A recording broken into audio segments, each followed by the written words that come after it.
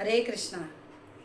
श्रीमद् भागवत महापुराण और आज की कथा है विदुर, गांधारी और धृतराष्ट्र का हिमालय गमन।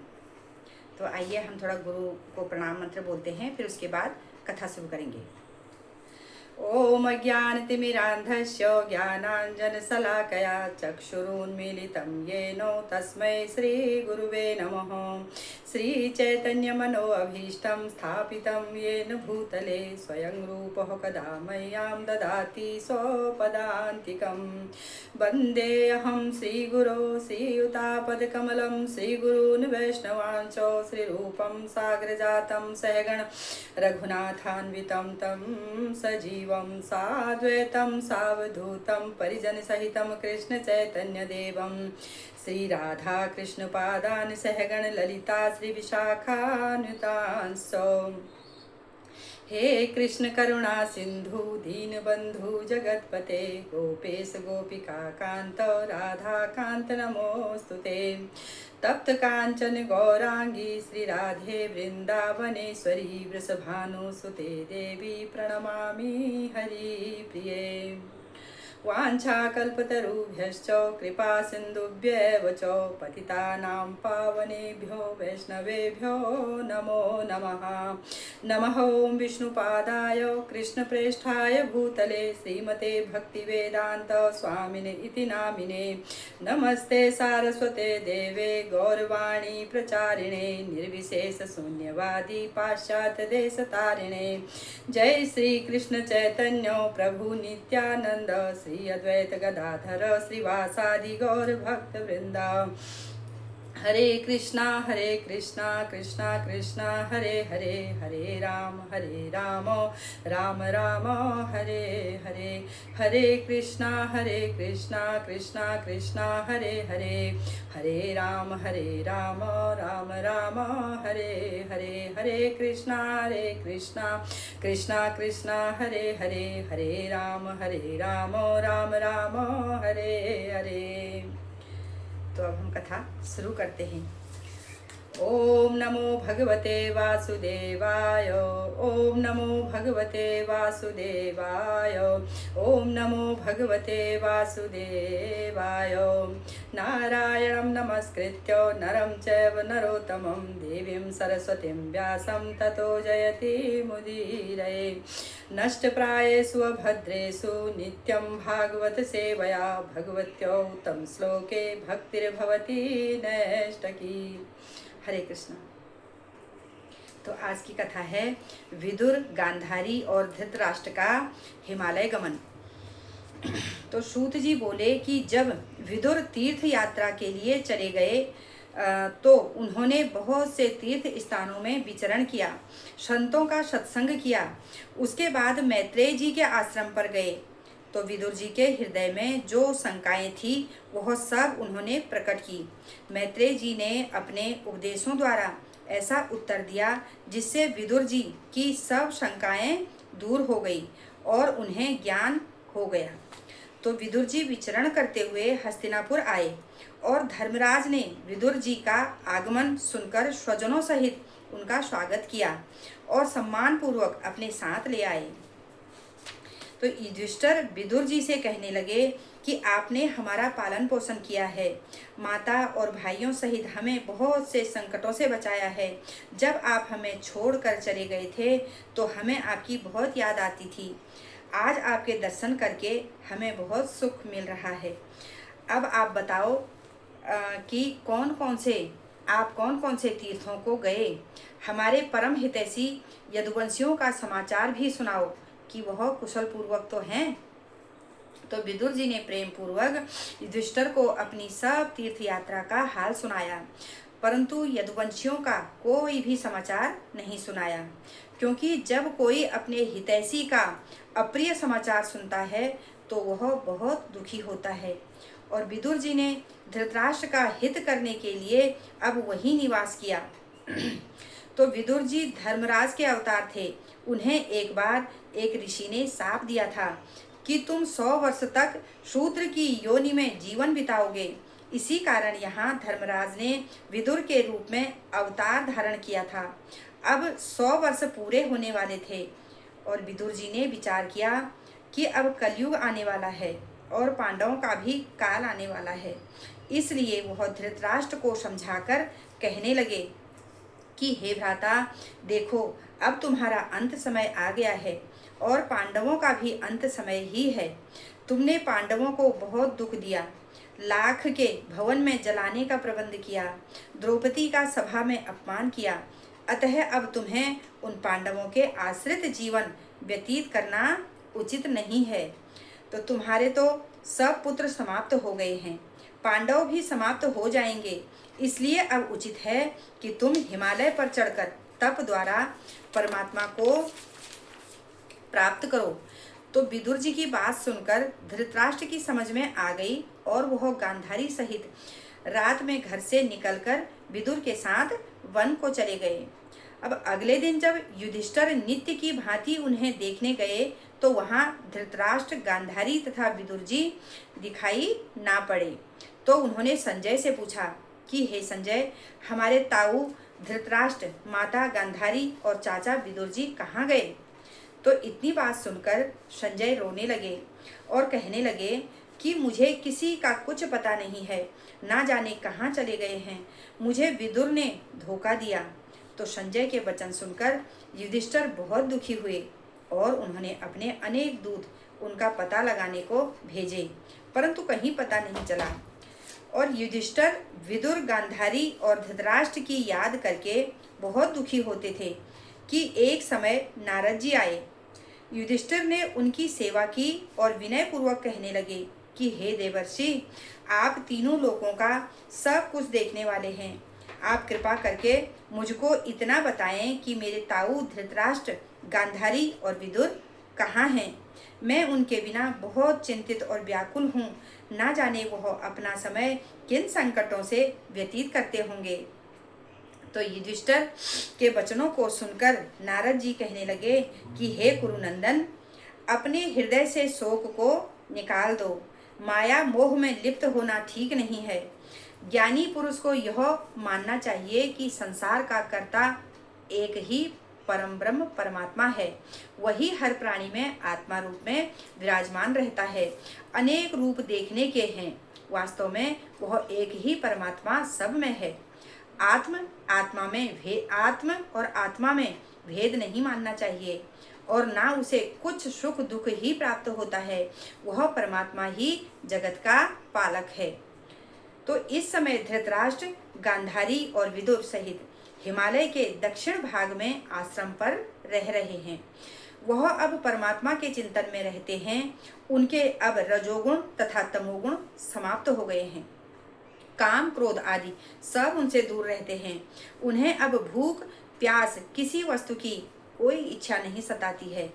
इस प्रकार वह विदुर की कृपा से परमात्मा को प्राप्त कर चुके हैं। उनकी तुम किसी प्रकार की चिंता मत करो। तो आज से 5वें दिन धृतराष्ट्र का शरीर का अंत हो जाएगा, वह परमात्मा को प्राप्त हो जाएंगे। यदि तुम चाहो तो मैं उनके शरीर को यहाँ ला दूं, परंतु इससे लाभ क्या? विचार करो कि उसके लाने के कोई लाभ नहीं होगा। वह साध्वी पतिव्रता अपने पति के साथ अपना जीवन समाप्त कर देगी।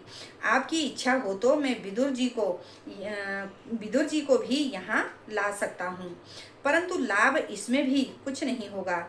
तो विदुर जी भी गांधारी और धृतराष्ट्र के वियोग में दुखी होकर तीर्थ यात्रा करने के लिए तीर्थ स्थानों को चले जाएंगे। यह सब कुछ देखकर तुम्हें फिर और भी दुख होगा, तो इस कारण तुम्हें अपने हृदय में उनका किसी भी प्रकार का सोच नहीं करना चाहिए। और नारद मुनि के उपदेश से धर्मराज युधिष्ठिर के हृदय का सब दुख और संदेह दूर हो गया और उनका चित्त शांत हो गया। उपदेश देकर नारद जी अपने लोक को चले गए। अब कथा शुरू होती है। युधिष्ठिर का दुखद स्वप्न देखना और अर्जुन का द्वारिका से आना। तो सूत जी बोले कि युधिष्ठिर ने अर्जुन को भगवान कृष्ण का समाचार लाने के लिए द्वारिका भेजा था। उनको गए हुए 7 मास व्यतीत हो गए थे, परंतु वह लौटकर वापस नहीं आए थे। इन दिनों युधिष्ठिर ने नए नए उत्पात देखे उन्हें खराब स्वप्न दिखलाई देते थे। युधिष्ठिर ने देखा अब समय की गति बदलने लगी है, ऋतुओं ने अपना धर्म बदल दिया है, मनुष्यों में पापाचार बढ़ गया है, कपट बढ़ गया है, मनुष्य लोभ के वशीभूत होकर अनुचित काम करने लगे हैं। यह सब कुछ देखकर धर्मराज युधिष्ठिर दुखी हुए और भीम से कहने लगे कि हे भैया भीम, 7 महीने व्यतीत हो चुके हैं, अर्जुन अभी तक द्वारिका से नहीं आए, मुझे बहुत अपशगुन दिखाई पड़ते हैं। बाईं भुजा, बाईं आंख तथा बाईं जांघ फड़क रही है, हृदय भी कांपता है, ऐसा प्रतीत होता है कि शीघ्र ही कोई अशुभ फल प्राप्त होने वाला है। हे भीम, कुत्ते रो रहे हैं, गऊ आदि श्रेष्ठ पशु मेरी बाईं तरफ होकर जाते हैं, गधा आदि दाहिने होकर निकलते हैं और दिशाओं में धूल छाई हुई है। उल्लू कर्कश स्वर से भयावनी आवाज में बोल रहे हैं, जिसको सुनकर हृदय कंपायमान होता है। घोड़ों की आंखों से आंसू निकल रहे हैं, पृथ्वी पर्वतों सहित हिलती है और आकाश में आग सी लगी हुई दिखलाई पड़ रही है। बिना बादलों के ही भयंकर मेघों जैसी गर्जन सुनाई देती है, वज्रपात हो रहे हैं। इन सब अपशगुनों को देखने से ऐसा प्रतीत होता है कि अब भगवान के चरण पृथ्वी से उठ गए हैं। तो युधिष्ठिर इस प्रकार भीम से बातचीत कर रहे थे, उसी समय वहां पर अर्जुन भी आ गए। अर्जुन ने आंखों से आंसू बहाते हुए युधिष्ठिर के चरणों पर गिरकर प्रणाम किया। उस समय युधिष्ठिर ने अर्जुन को देखा, मुख कांति विहीन था, उनका शरीर कांप रहा है, आंखों से आंसू बह रहे हैं। ऐसी दशा अर्जुन की देखकर युधिष्ठिर का हृदय कांप गया और दुखी होकर कहने लगे कि हे भैया अर्जुन, मौन क्यों हो? तुम्हारा यह हाल कैसे हुआ? क्या किसी ने तुम्हारा अपमान किया है जो इतने व्याकुल दिखाई दे रहे हो? मुझे श्री कृष्ण की कुशलता बतलाओ। तो हमारे नाना सूरसेन और मामा वासुदेव आनंद पूर्वक हैं तथा उनके भाई तो सुखी हैं। हमारी देवकी तथा अन्य मामियां सकुशल हैं। अपने भाइयों सहित राजा उग्रसेन तो प्रसन्न हैं। भैया बलराम तथा अनिरुद्ध आदि सभी यदुवंशियों की कुशलता सुनाकर कहो। तो अब की कथा शुरू हो रही है कि श्री कृष्ण का गोलोक गमन। अब यहाँ पर सूत जी बोल रहे हैं कि युधिष्ठिर के वचनों को सुनकर अर्जुन दुखी होकर कहने लगे कि हे भ्राता, आज मैं भगवान से वंचित हो गया हूँ, मुझे अब कुछ भी अच्छा नहीं लगता है। आज उनके बिना मैं तेजहीन हो गया हूँ। उन्हीं की कृपा से मैंने स्वयंवर में अनेकों नरेशों का मान मर्दन करके द्रौपदी से विवाह किया था। उन्हीं की कृपा से मैंने इंद्रादिक देवताओं को विजय कर खांडव वन में अग्नि को संतुष्ट किया था। उन्हीं की कृपा से मय दानव द्वारा आपको यह सभा प्राप्त हुई थी। उन्हीं की कृपा से राजा बलि जैसों में सम्मान प्राप्त हुआ था। उन्हीं की कृपा से भीम ने जरासंध को मारा था। उन्हीं ने द्रौपदी की लाज बचाकर वन में बुनिस्त्र के कोप से रक्षा की थी। उन्हीं की कृपा से मैंने शंकर से युद्ध कर पशुपति अस्त्र प्राप्त किया था। उन्हीं की कृपा से मैंने इंद्रलोक में सम्मान पाया और निवाच कवचों को मारकर गांडीव धनुष की प्राप्ति की। वह उन्हीं की कृपा से महाभारत में अनेकों महारथी संहारे। आज वही भगवान कृष्ण मुझे छोड़कर चले गए हैं। उन्होंने सदा हमारी रक्षा की और हम पर दयालु रहे।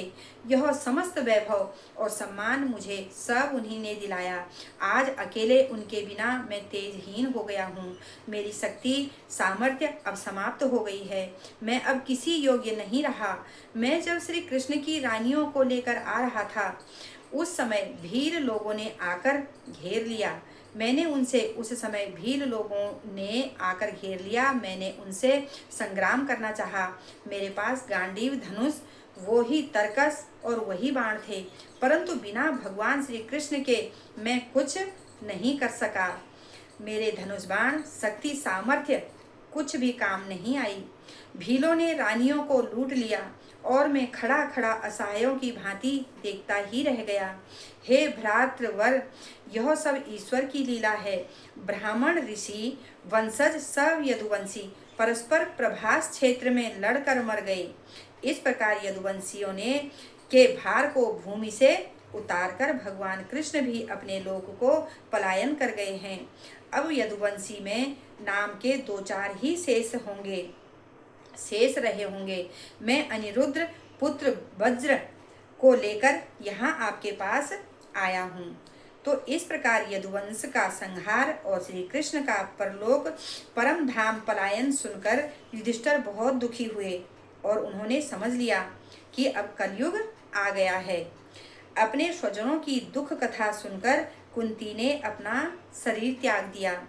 युधिष्ठिर ने अपने सब भाइयों से विचार कर अभिमन्यु सुत परीक्षिति को ज्ञान उपदेश तथा राजनीति की शिक्षा देकर उसे हस्तिनापुर के राज सिंहासन पर बिठाया।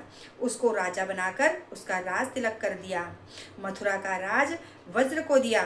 फिर इसके बाद में संसार से मोह तोड़कर 5 भाई द्रौपदी सहित हिमालय पर तप करने चले गए।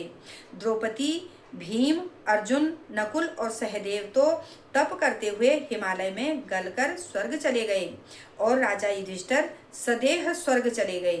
पांडवों के स्वर्ग गमन का वृतांत जो पढ़ता है और जो सुनता है वह मंगल को प्राप्त करता है।